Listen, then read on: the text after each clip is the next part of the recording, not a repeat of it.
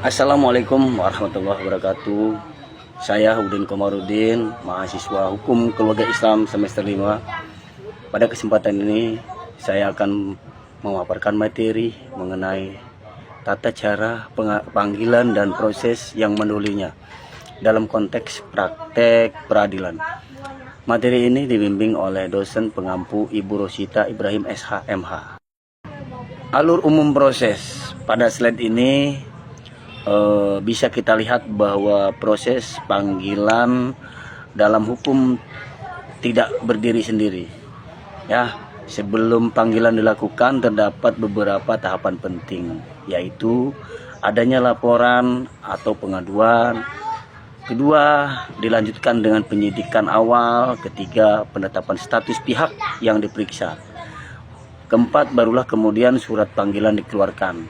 Dan kelima, tahapan ini harus dilakukan secara prosedural dan sah menurut hukum. Nah, selanjutnya ada laporan atau pengaduan.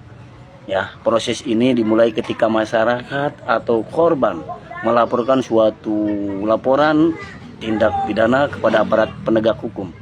Laporan ini menjadi dasar awal bagi penyidik untuk melakukan tindakan hukum selanjutnya. Tanpa laporan atau pengaduan, proses panggilan tidak dapat dilaksanakan. Kemudian penyidikan awal. Ya, setelah laporan diterima, penyidik mengumpulkan informasi dan bukti awal. Kemudian penyidik tahapan ini bertujuan untuk memastikan bahwa dugaan tindak pidana tersebut benar terjadi atau tidak. Jika tidak ditemukan bukti permulaan yang cukup, maka proses itu dilanjutkan. Kemudian penetapan status atau pemeriksaan. Ya, pada tahap ini penyidik menentukan kedudukan hukum pihak yang diperiksa. Apakah ia berkedudukan sebagai saksi, saksi ahli atau tersangka.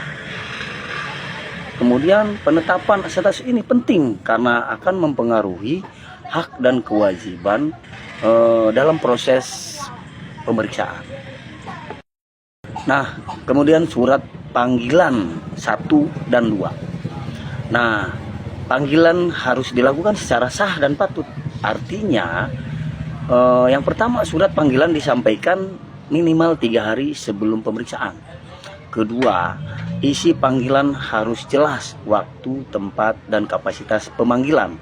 Ketiga, jika panggilan pertama tidak hadir tanpa alasan, maka dikeluarkan panggilan kedua. Kemudian pelaksanaan panggilan. Di sini apabila pihak yang dipanggil hadir sesuai jadwal, maka proses pemeriksaan dapat berjalan. Kemudian di tahap ini juga penyidik menggali keterangan sesuai prosedur hukum yang berlaku. Kemudian ketidakhadiran dan upaya paksa. Jika pihak yang dipanggil tetap tidak hadir tanpa alasan sah, maka penyidik dapat mengambil langkah penjemputan paksa. Ya, prosedur ini dilakukan dengan dasar hukum yang jelas agar tidak melanggar hak seseorang. Kemudian ketidakhadiran dan upaya paksa. Jika pihak yang dipanggil tetap tidak hadir tanpa alasan sah, maka penyidik dapat mengambil langkah penjemputan paksa. Ya, prosedur ini dilakukan dengan dasar hukum yang jelas agar tidak melanggar hak seseorang.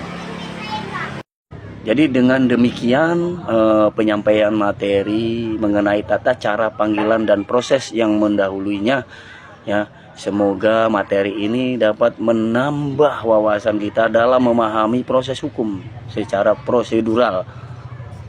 Baik, terima kasih. Wassalamualaikum warahmatullahi wabarakatuh.